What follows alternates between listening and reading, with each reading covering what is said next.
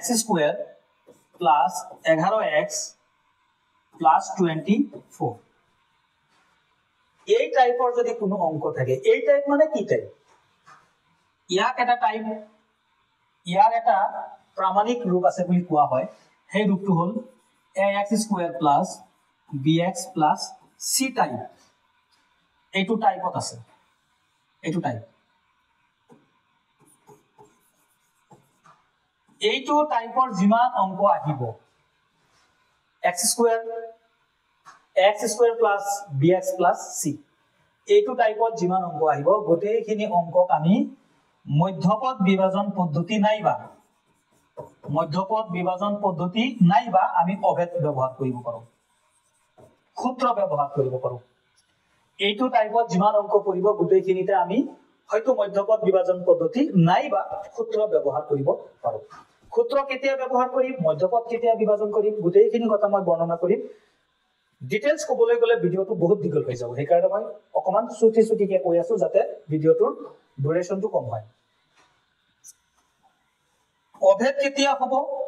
অভেদ মানে সূত্ৰ তোমালোকে জানা অভেদ মানে সূত্ৰ সেই সূত্ৰ কি আগতে এটো আমি জানিব লাগিব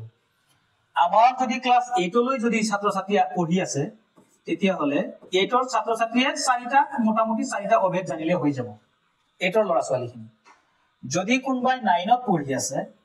অবলিক 10 ত পঢ়ি আছে তেতিয়া হলে তেওঁলোকৰ 9টা বা 10টাৰ ফুলকে কি অভেদ আছে যিখিনি আমি পৰৱৰ্তী ভিডিওত আনি আছো সেই 8 ৰ কমন অভেদ কেইটা হল a plus b whole square এটা অভেদ আছিল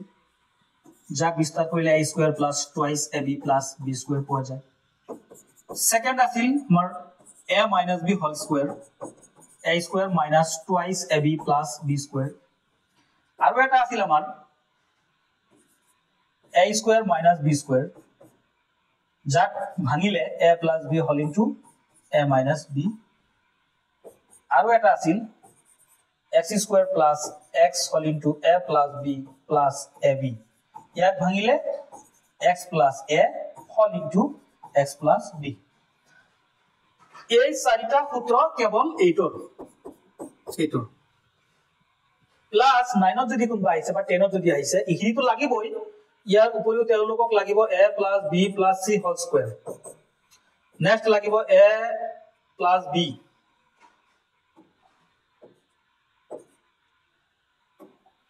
a plus b whole cube এটো এটা নেক্সট লাগিব a minus b whole cube এটো এটা মোটামুটি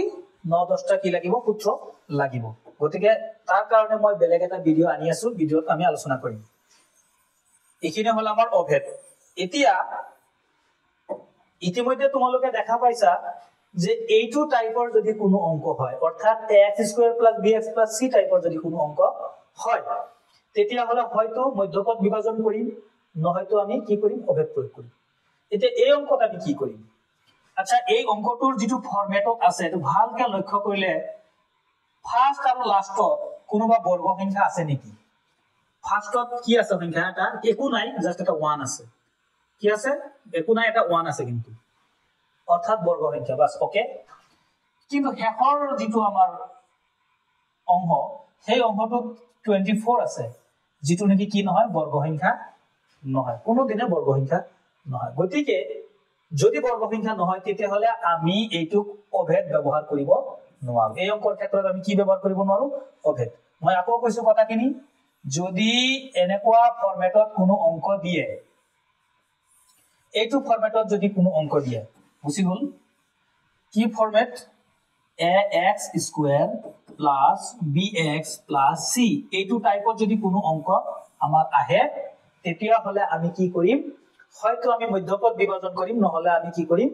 অভেদ প্ৰয়োগ কৰিম এতিয়া ছাত্ৰ ছাত্ৰীসকল পাজলত পৰিব যে স্যাৰ কেতিয়া অভেদ হ'ব আৰু কেতিয়া মধ্যপদ হ'ব অভেদ কেতিয়া হ'ব অভেদৰ নিচিনা দেখা গলে যেতিয়া তোমালোকে অভেদ কেটা মুখস্থ কৰিবা সূত্ৰবিলাক মুখস্থ কৰিবা 8 ৰ বা 9 ৰ বা 10 ৰ খিনি তেতিয়া তুমি দেখিয়ে পাবা যে ইয়াৰ ভিতৰত সূত্ৰৰ কোনো অংশ আছে নেকি ইয়াতে কোনো সূত্ৰৰ অংশ নাই তাৰ কাৰণ হল হেকৰ লাইনটো হেকৰ অংশটো কি নহয় অবৰ্গ সংখ্যা কি সংখ্যা অবৰ্গ সংখ্যা ইয়া আমি আহিছো যে মধ্যপদ বিভাজন পদ্ধতি কি মধ্যপদ বিভাজন পদ্ধতি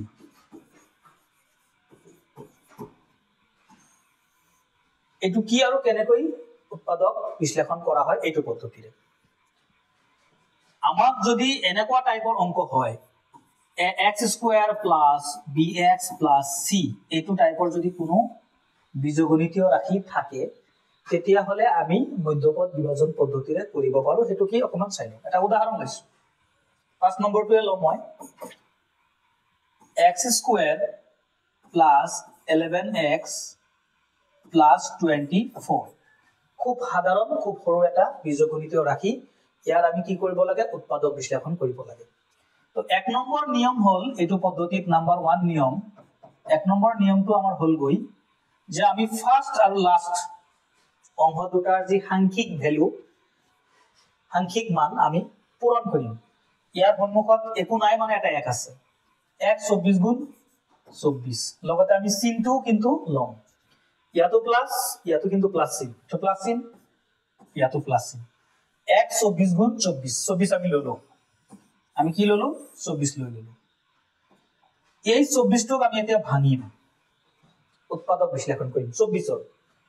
তাৰপৰ আমি যে কোনো দুটা অংশ লম লৈ এই মাজৰটো আমি মিলাম 24 ক ভাঙিলে জেনাৰেলি কি পোৱা যায় যেনেকৈ এটো পাব পাৰি 2 যাব 12 বাৰ 2 12 গুণ 24 এতিয়া আমি চাম যে 2 আৰু 12 যোগ বিয়োগ কৰিলে মাজৰটো মিলে নেকি নিমিলে যোগ কৰিলে 14 হ'ব এই দুটা যোগ কৰিলে 14 হ'ব আৰু বিয়োগ কৰিলে 10 হ'ব গতে আছে 11 নিমিলে আৰু অলপ ভাঙি লম 2 2 6 বাৰ 2 কেইবাৰ 6 বাৰ এতিয়া আমি অকন আৰু চিন্তা কৰিম মিলে নেকি নিমিলে আৰু ভাঙিম মই 2 যাব 3 বাৰ এতিয়া গোটেইখিনি শেষ এতিয়া তো 3 যাব একবাৰ আৰু ভাঙিব নোৱাৰি আমি কি কৰিম এতিয়া আমি যিকোনো প্ৰকাৰে ইয়াত 11 ওলাবলৈ চেষ্টা কৰিম চাও ওলাই নেকি 2 2 গুণ 4 2 গুণ 8 এফালে 8 হ'ল 8 3 গুণ কিমান 24 অৰ্থাৎ 24 ক আমি এনেকৈ লিখিব পাৰো 3 8 গুণ 24 3 আৰু 8 যোগ কৰিলে কিমান 11 বাস এটো আমি লাহেকে কি কৰিম x স্কয়াৰ লিখিম এই অংশটো আমি যেহেতু ইয়াৰ মধ্যপদ এইটো নাম হল আমাৰ মধ্যপদ বিভাজন পদ্ধতি নামটো হল আমাৰ মধ্যপদ বিভাজন কি পদ্ধতি গতিকে মাজৰ পদটোৱে আমি তো বিভাজন কৰিম মাজৰ পদটো 11x এই 11x নিলিখি আমি ইয়াৰ পৰা লম প্লাস এটো ভাঙিলে প্লাস চিহ্ন যদি ভাঙা হয় হয়তো দুইটা প্লাস হ'ব নাইবা দুইটা কি হ'ব মাইনাস হ'ব ইয়াত অংকটোত আছে প্লাস গতিকে আমি প্লাসে লম 3x plus 8x plus 24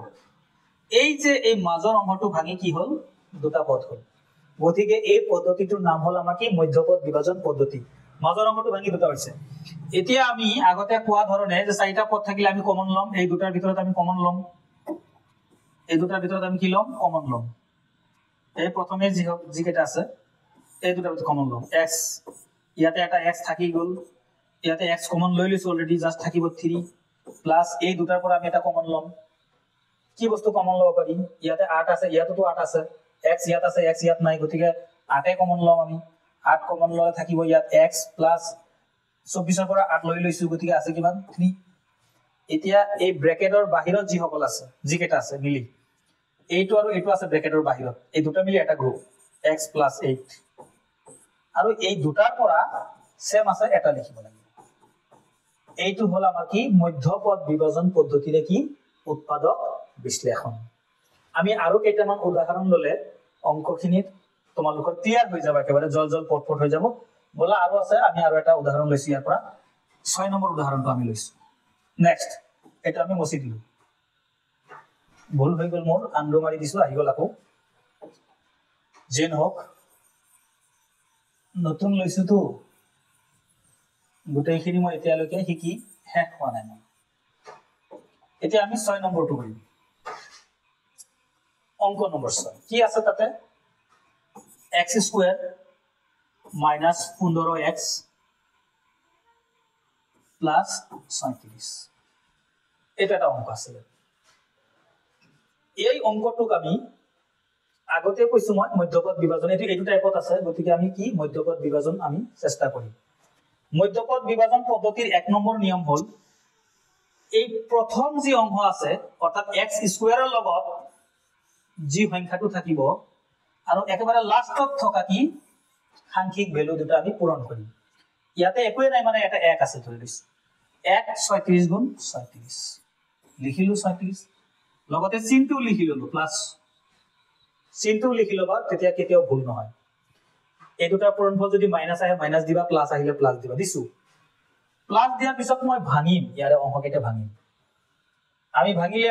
direct এনেকে পোৱা যায় 3 যাব 12 বাৰ 3 বাৰ কোন কিমান 36 আকৌ আমি লক্ষ্য কৰিলে যে 3 আৰু 12 যদি যোগ কৰো আমি কিমান পাম 15 পাম এতিয়া আৰু এটা কথা আমি জানিব লাগিব ইয়াতে যদি এই দুটাৰ পূৰণফল যদি প্লাসত আহে যি উৎপাদক লব হয় দুইটা প্লাস নহলে দুইটা মাইনাস এটা প্লাস এটা মাইনাস নহয় হয় দুইটা প্লাস লব লাগিব নাইবা দুইটা কি লব লাগিব মাইনাসত লব লাগিব যদি পূৰণফলটো প্লাসত আহে ইয়াত কি আছে এই মাজৰ অংশত কি আছে মাইনাস গতিকে আমি ইয়াতে প্লাসটো তো নহয় আমি কি ধৰিম মাইনাসটোৱে ধৰিম -3 -2 আৰু আমি শেষত গোটেইখিনিক আমি এনেকে লিখিম x স্কয়াৰ 15 ৰ আশে-পাশে নযাম হেফালে যাম -3x -12x এটো পিপিনেস মিলাই দিলো প্লাস কিমান 36 নেক্সট কি হ'ব এই যে মাজৰ যেটো পদ এটো আমি কি কৰিলো বিভাজন কৰিলো সেই কাৰণে নাম কি ইয়াৰ নাম হল মধ্যপদ বিভাজন পদ্ধতি নামটো এনেই হোৱা নাই ax square plus bx plus c টাইপৰ অংক বিলাকৰ এই যে bx বোলা যেটো টাৰ্ম এই টাৰ্মটো আমাৰ কি আছে আমি বিভাজন কৰি দুটা পাৰ্টত লিখিব লাগে এতিয়া এই দুটাৰ মাজত আমি কমন লম x কমন আহিব থাকিব x মাইনাস ইয়াৰ পতে x গুছিয়ে গল থাকিব 3 মাইনাস এইখিনিৰ পৰা কি কমন যায় না কোৱা কি আছে 12 আছে কাৰণ 12 ইয়াতো আছে 12 ইয়াতো আছে কাৰণ 3 12 কিমান 36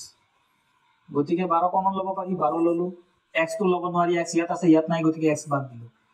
এতে 12 লৈ ললো ইয়াত থাকিব জাস্ট x মাইনাস এ প্লাস এ মাইনাস হৈ যাব 12 যদি 36 ৰ পৰা 12 যদি লৈ পেলাই আছে কি 3 লিখি দিলো এতিয়া বাহিৰত যি দুটা অংশ আছে এই অংশ দুটা মিলাই এটা লিখিব লাগিব আৰু এই সেম দুটা অংশৰ পৰা এটা অংশ লিখিলে এ হল আমাৰ কি উৎপাদক বিশ্লেষণ এই বীজগণিতীয় ৰাশিটোৰ উৎপাদক দুটা হল এইটো আৰু এইটো গতিকে